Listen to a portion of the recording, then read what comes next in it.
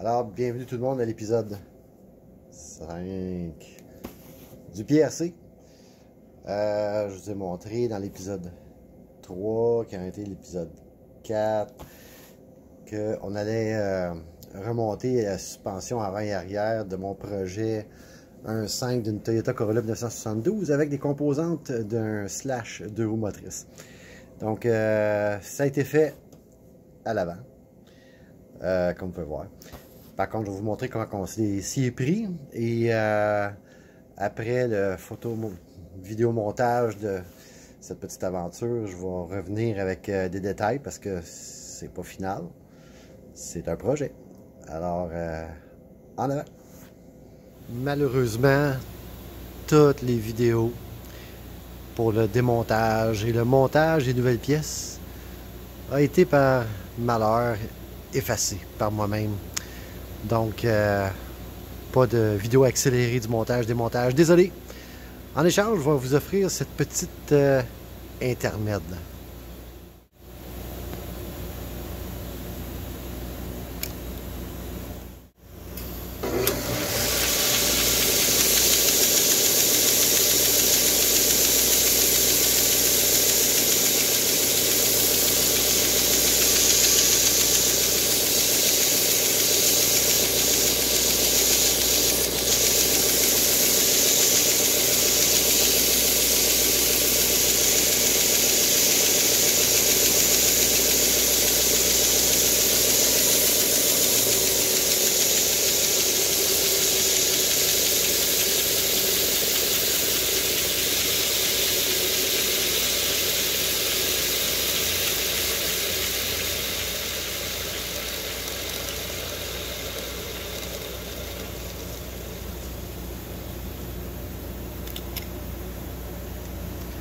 Incroyable.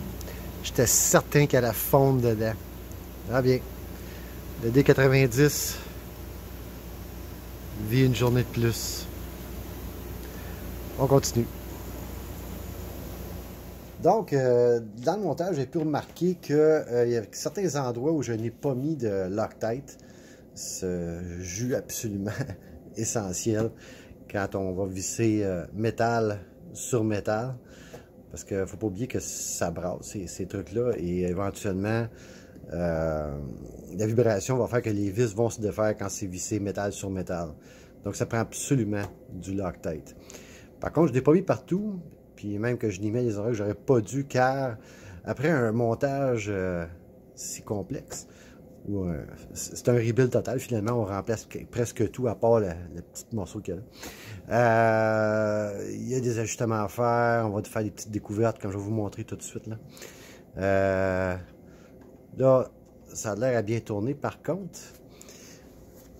quand on détend complètement la suspension, il y a un blocage qui se fait ici au niveau du bras de suspension. Je vais vous montrer celui d'origine. Alors, si on prend celui d'origine, on remarque qu'il y a un petit dégagement vers le bas.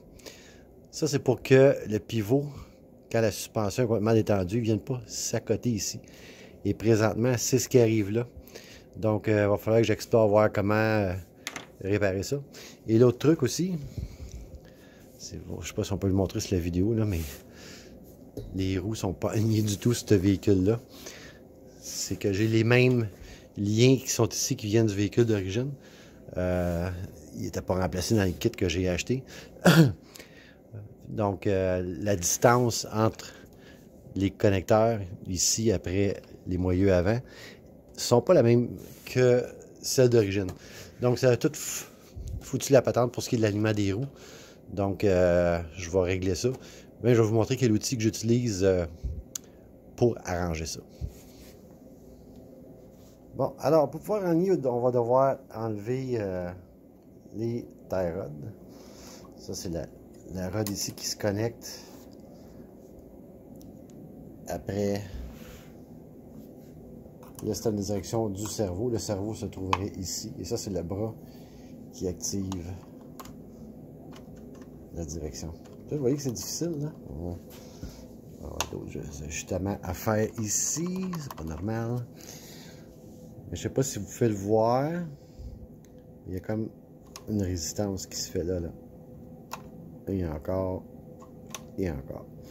Donc, on va enlever et celui-ci et celui-ci. On va estimer en gros la distance qu'il devrait, parce que là, si vous regardez, eux, quand ils sont parallèles, ça veut dire que les deux roues avant devraient être parallèles aussi à ça.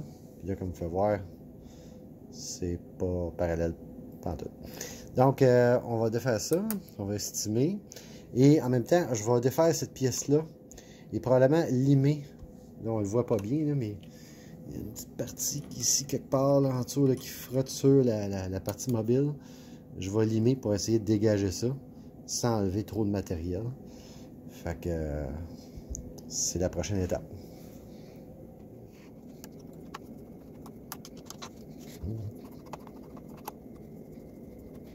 Voilà, ça c'est fait. Ensuite, on va enlever ceux-là. Oh, le Loctite a fait effet. C'est pas facile à dévisser. Bonne chose. Très bonne chose. Oh. Ça, c'est le bleu, le résidu bleu, vous voyez là. C'est ça la colle à filet. Loctite. Mettez pas du rouge. Le rouge, ça se dévisse plus. Ça peut, mais ça va être difficile. Du bleu en général, c'est facile à... c'est quand même moins difficile. C'est ça, c'est la partie ici qui frotte. Ça, c'est la partie, on voit déjà là. On voit déjà un petit peu d'usure ici, là, qui frotte là-dessus. Donc, petit coup de lime, on devrait être pas pire, des deux côtés. Bon, avec mon petit vernis ici, j'ai déterminé la grosseur qu'il y avait trop. Et j'y vais avec ce qui est ici, moins ce que j'ai déterminé qu'il y avait trop. Et le résultat devrait être 1,577. Encore là, ça a l'air super fancy et précis, là, mais c'est la direction générale parce qu'on va finaliser ça. On va faire ce qu'on appelle un fine-tune en anglais. Ça, je vais vous montrer comment. Donc, je dois rétrécir ça parce que vous voyez que il y a des traits, donc on peut visser, dévisser. Je dois ramener ça à cette valeur-là. Je vais faire la même chose de l'autre côté parce que j'imagine que c'est à peu près pareil. La distance ici devrait être la même. Comme je dis, au pire, dans le fine tuning, on peut l'ajuster. Et là, ça, bien que j'ai trempé le tout dans l'anti-rouille, je ne sais pas s'ils vont tourner ou si c'est... Oh, ça tourne quand même assez bien. Ouh, cool. Oh. Ça, c'est du reverse thread. Ça veut dire qu'on pense qu'on visse, mais on dévisse. Donc, il faut que j'aille dans l'autre sens. Ça veut dire que lui, ici, ne bouge pas. Il est pris. Par contre, si on veut absolument qu'il bouge, il y a c'est un petit carré au milieu de la rod ici. On peut prendre avec des pinces et forcer les choses. On va l'essayer pour le faire.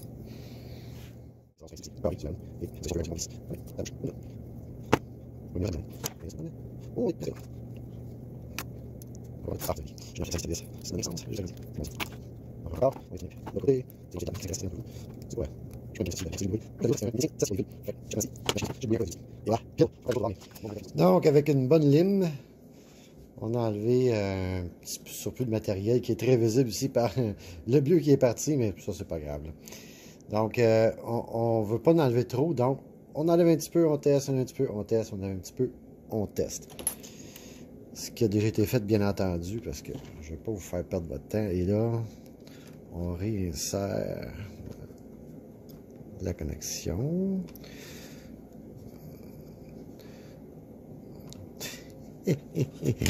Bon, lève-le. Et ne pas oublier notre Loctite avant de finir de serrer la pièce. Puis vraiment, là, c'est pas beaucoup. C'est juste pour dire. D'ailleurs, si vous avez jamais acheté ça, c'est pas donné. C'est vraiment pas donné. Donc, on en met juste un petit peu, ce qui est bien en masse. Parce qu'au début, ça peut paraître très liquide, là, mais quand ça sèche, ça fait vraiment que la pièce veut plus de fer. Bon, et voilà. Donc, le bras de suspension est complètement en bas et il y a zéro interférence. On ne veut pas d'interférence du tout quand la suspension elle bouge. Ça pourrait envoyer le véhicule dans une direction qu'on ne veut pas. Alors, très important que cette pièce-là bouge sans aucune intervention d'accroche, peu importe. Donc, on a amené nos deux tie rods à la bonne longueur et on va les poser. Et après ça, je vais vous montrer le petit outil que j'utilise pour voir vraiment où on est rendu côté alignement du deux côtés. Bon, alors tout est reposé et fonctionnel. C'est pas extraordinaire. Demain, ça fonctionne, c'est le cerveau ici qui va pousser les bras. Donc oui, ça tourne. C'est à l'œil, pas mal droite. Mais pour confirmer, on va installer ça, j'en ai deux, à la place des roues. Donc c'est pas compliqué, c'est un plastique mince. Ça peut être fait avec à peu près n'importe quoi.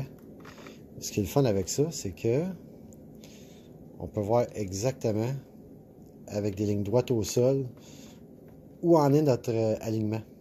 Et on peut l'ajuster. Vous allez dire comment tu fais pour ajuster ça. Ouais, c'est pas compliqué. Le petit bout de carré que je vous ai montré sur les rods tantôt, ici dans le milieu, là, ça on peut les tourner et ça va faire bouger un côté ou l'autre. Donc le truc c'est de rentrer ça. Voyons.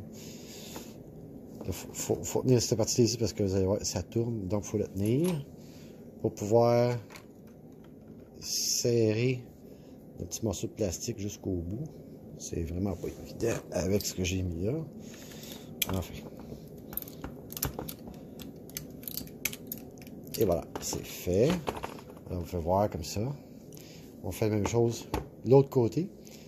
Et je reviens avec comment on installe ça avec des lignes par terre.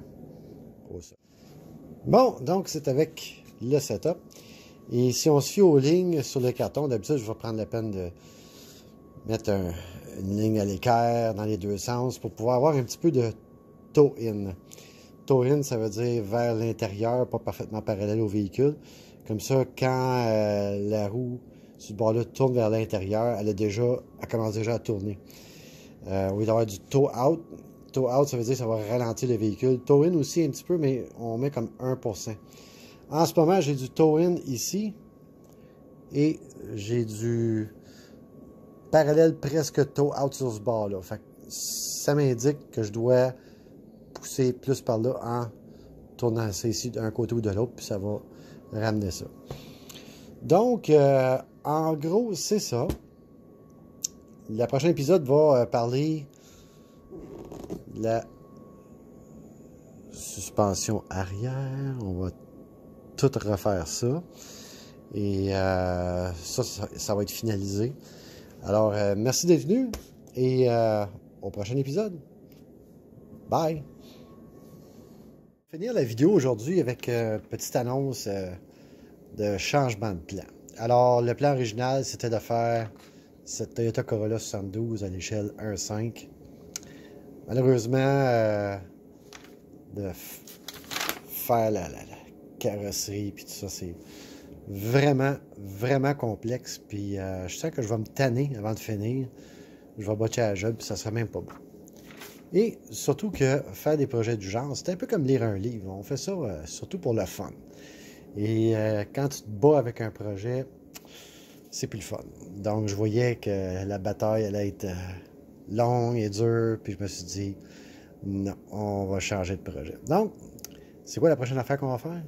Toujours dans le 1.5, ça va être pas parfaitement à l'échelle parce que le Slash a suspension indépendante aux 4 roues. Et le nouveau sujet que je vais vous présenter, essuie rigide avant et arrière. Donc, ça ne sera pas possible de le faire exactement à l'échelle.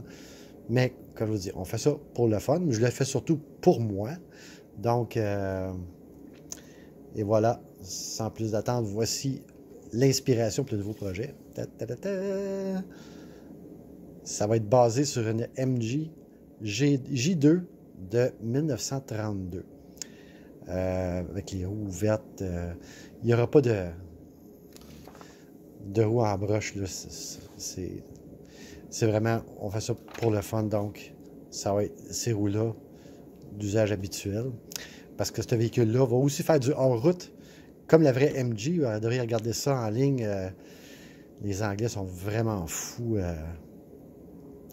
Ils vont faire du hors-route puis du hill climbing dans les trails avec ces véhicules-là. Fait que c'est là que le projet s'en va. Alors, il va falloir modifier le châssis, l'écourter, écouter aussi l'empattement parce que là, présentement, c'est 470 mm pour la Toyota. Tandis que pour la MG J2 qui a arrêté, on l'appelait la MG Midget, ça va être 432 mm. Donc, il faut que je prenne les roues dans l'arrière et que j'aille les avances. Fait qu'on va tout découper ça, rapetisser ça. Ça va prendre moins de place aussi dans ma vanne. Ce qui n'est pas peu dire, j'en ai pas beaucoup. Alors, merci d'avoir été là et à la prochaine.